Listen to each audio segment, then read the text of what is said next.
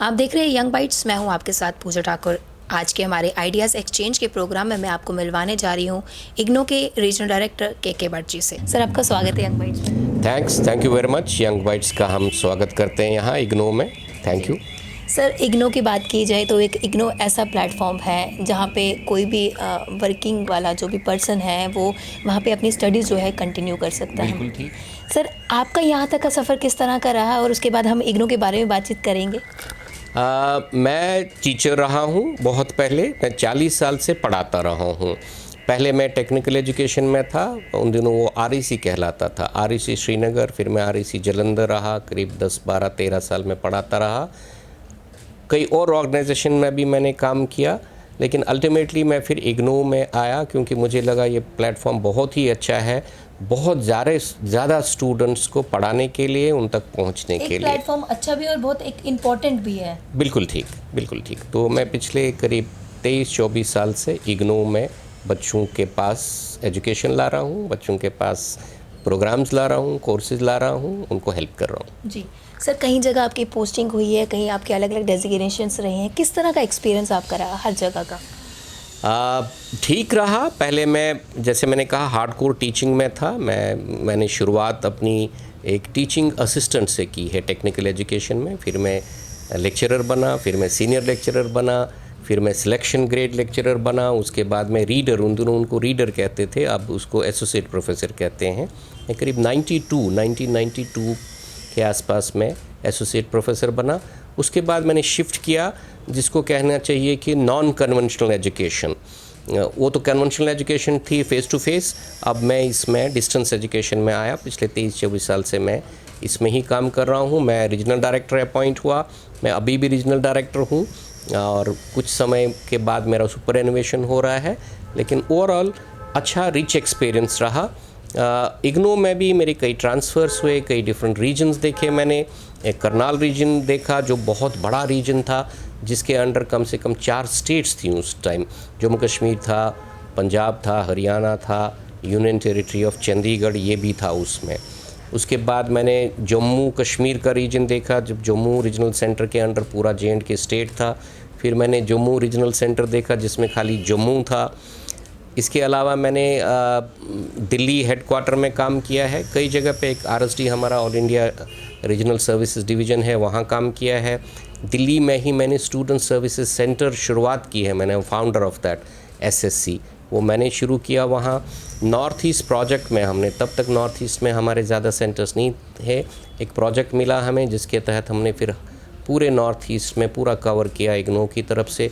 वहाँ भी मैं फाउंडर की तरह रहा। इसके अलावा मैं अभी पिछले 3 साल में मैं बिहार रहा, नॉर्थ बिहार जिसको कहना चाहिए। वहाँ एक रीजनल सेंटर हमारा है, रीजनल सेंटर दरभंगा। बड़ी अच्छी रिच एक्सपीरियंस रही वहाँ का। डिफरेंट एनवायरनमेंट है, डिफरेंट कल्चर है, डिफरेंट ज्योग्राफी है, तो वहाँ भी मैं रहा एज रीजनल डायरेक्टर।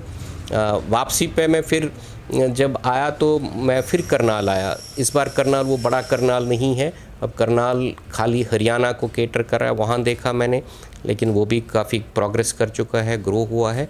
उसके बाद मैं यहाँ फिर जम्मू आ गया हूँ दोबारा। हालांकि जम्मू में मैंने पहले काफ़ी समय काम किया। मैं फाउंडर जम्मू रीजनल सेंटर का भी रहा हूँ 98 में, तब मैं 2 साल रहा था यहाँ। उसके बाद सेकंड स्पेल में मैं यहाँ करीब 9 साल रहा हूँ, 2007 से लेके 2016 तक। अब दोबारा आ गया हूँ। सर, इग्नो की बात की जाए तो एक इम्पॉर्टेंट और सबसे बड़ा प्लेटफॉर्म है उन पर्सन्स के लिए जो वर्किंग में हैं।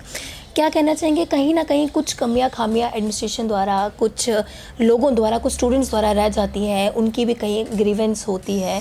तो कई बच्चों से हमने बातचीत करने की कोशिश की, उनका ये कहना था कि मैनेजमेंट सिस्टम में कहीं ना कहीं उनको प्रॉब्लम आती है। उनको एग्जैक्टली पता नहीं होता है कि उन्हें उनका स्टडी सेंटर कहाँ पे, उनको जाना कहाँ पे, अपने असाइनमेंट्स कहाँ पे सबमिट करने हैं, मार्कशीट कहाँ से मिलेगी।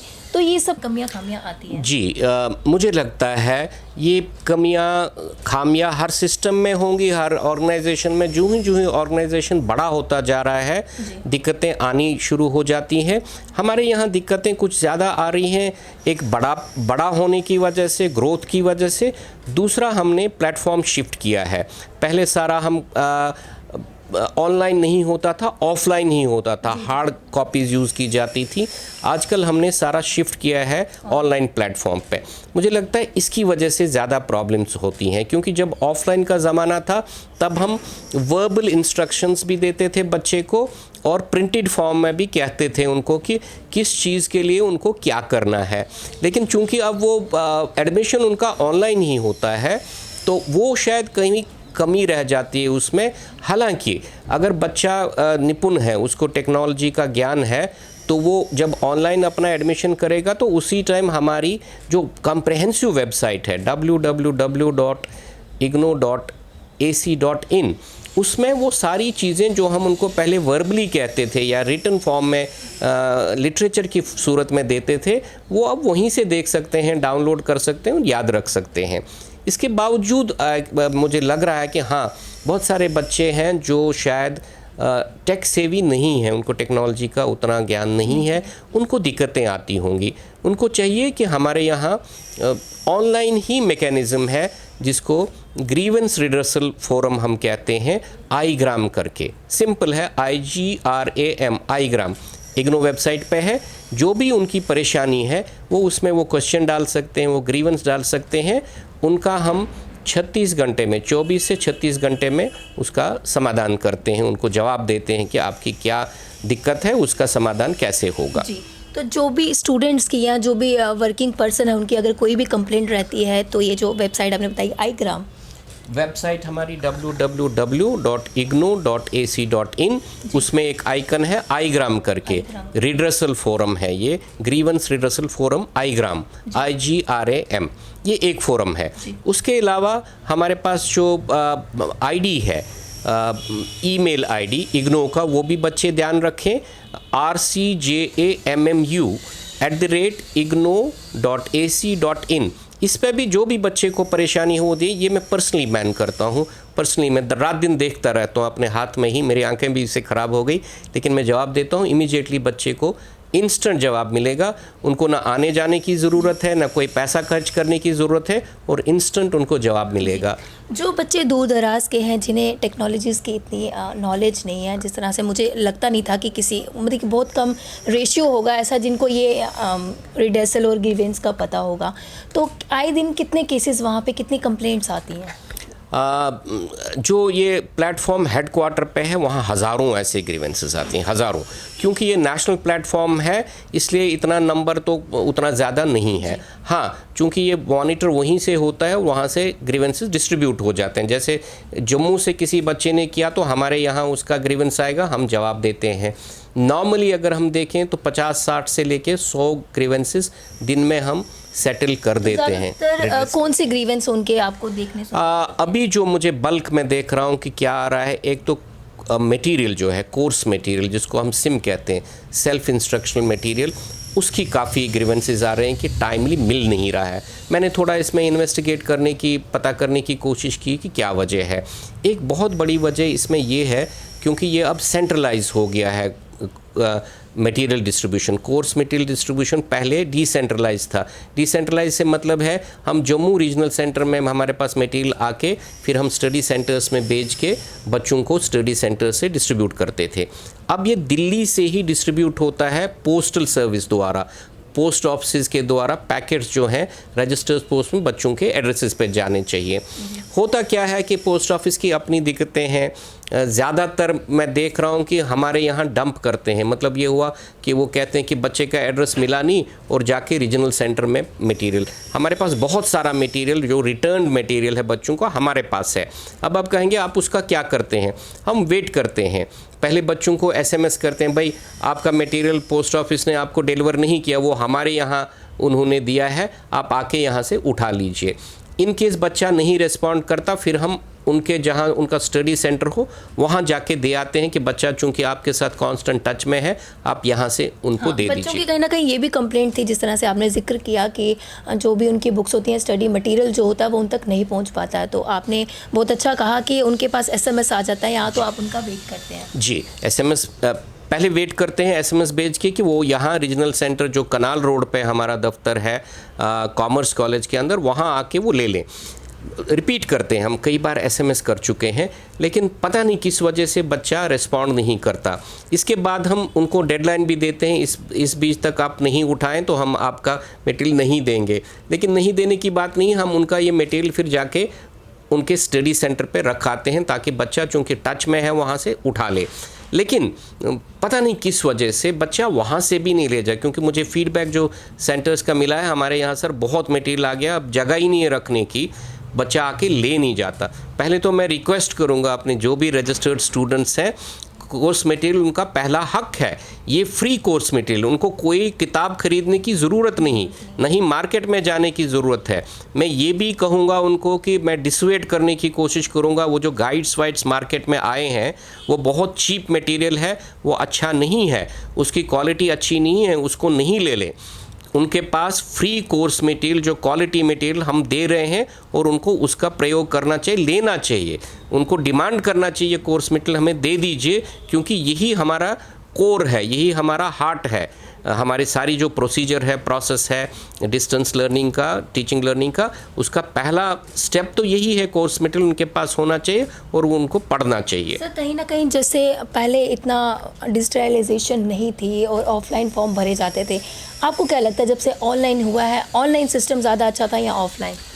नहीं, अल्टीमेटली ज़िंदगी तरक्की करती है, ज़माना तरक्की करता है, आगे ऑनलाइन ही होगा सारा, और ऑनलाइन डिजिटलाइजेशन बहुत अच्छी है। हाँ, हिकअप्स होते हैं, कोई नई चीज़ इंट्रोड्यूस करने में उसमें थोड़ी दिक्कतें आती हैं, वो दिक्कतें दूर करनी चाहिए। वो ग्रीवेंसेस जो हैं उनको बताएंगे, सिखाएंगे, और एक हैंग आ जाता है। मुझे याद है जब इंट्रोड्यूस हुआ था मोबाइल तो बड़ी दिक्कत हुआ करती थी, आज देखते हैं बच्चे कितना ईजिली वो यूज़ करते हैं। इवन टीवी का, मैं बुज़ुर्ग हूँ, मुझे याद है जब टीवी इंट्रोड्यूस 70s में हुआ था, अर्ली 70s में, बहुत लोगों को नहीं आ रहा था कैसे यूज़ करें टीवी। अब हर घर में, हर विलेज में है।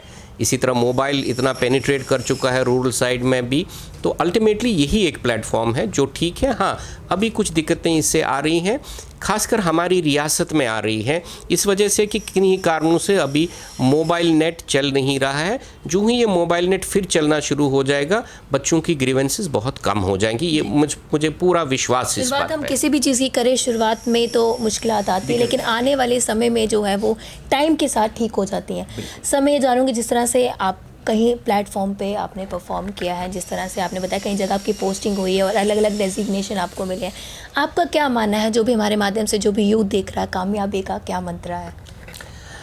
मंत्र एक ही है, मंत्र है आपका विश है, आपका विल है, आप पढ़ना चाहते हैं, आपको पढ़ने में मज़ा आता है, मेहनत कर लीजिए, सब कुछ मिल जाएगा, सब कुछ ठीक हो जाएगा। एक विल होनी चाहिए, एक मन होना चाहिए। मुझे हायर एजुकेशन हासिल करनी, मैं एजुकेशन की बात कर रहा हूँ, डिग्री की बात नहीं कर रहा हूँ। मुझे एजुकेशन हासिल करनी है, मैं कर लूँगा, उसके लिए हार्ड वर्क करें, सारी चीज़ें ठीक हो जाएंगी। डिग्री एक उसका फिर निचोड़ है कि इन्होंने जी इतनी हासिल की है, नॉलेज हासिल की है, उसका एक प्रमाण पत्र है। डिग्री सब कुछ नहीं है, सब कुछ ये है कि आपने क्या सीखा, कौन सा स्किल लिया, कितनी एजुकेशन ली, उसका फिर एक प्रमाण पत्र डिग्री की सूरत में मिलता है। अंतिम में जो भी दर्शक हमारे माध्यम से आपको देख रहे हैं, क्या एक अपील और क्या एक संदेश आप सभी दर्शकों को देना चाहेंगे? संदेश मेरा ये होगा कि हमारी डेमोक्रेसी बड़ी फल फूल रही है, स्टेबल है डेमोक्रेसी, यही हमारा आगे का ज़रिया भी है। और इस डेमोक्रेसी में हर बच्चे का, हर आदमी, औरत, सबका ये हक है कि वो हायर एजुकेशन ले लें।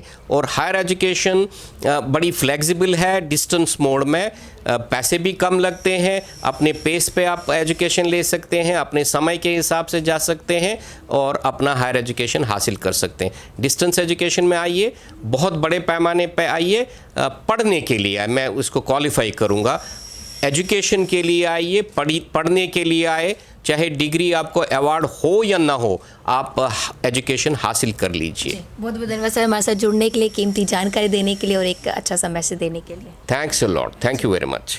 तो आज के हमारे आइडियाज़ एक्सचेंज के प्रोग्राम में हमारे साथ जुड़े थे के बट काफ़ी अच्छा मैसेज इन्होंने दिया और इनका ये भी कहना है कि एजुकेशन एक इम्पॉर्टेंट रोल प्ले करती है हमारी लाइफ में, अगर हम उसे पॉजिटिव तरीके से करें। अगली अपडेट लेके फिर मैं हाजिर होंगी, तब तक के लिए आप देखते रहे यंग बाइट्स। वीडियो जर्नलिस्ट अभिषेक बड़ू के साथ मैं पूजा ठाकुर, यंग बाइट्स जमा।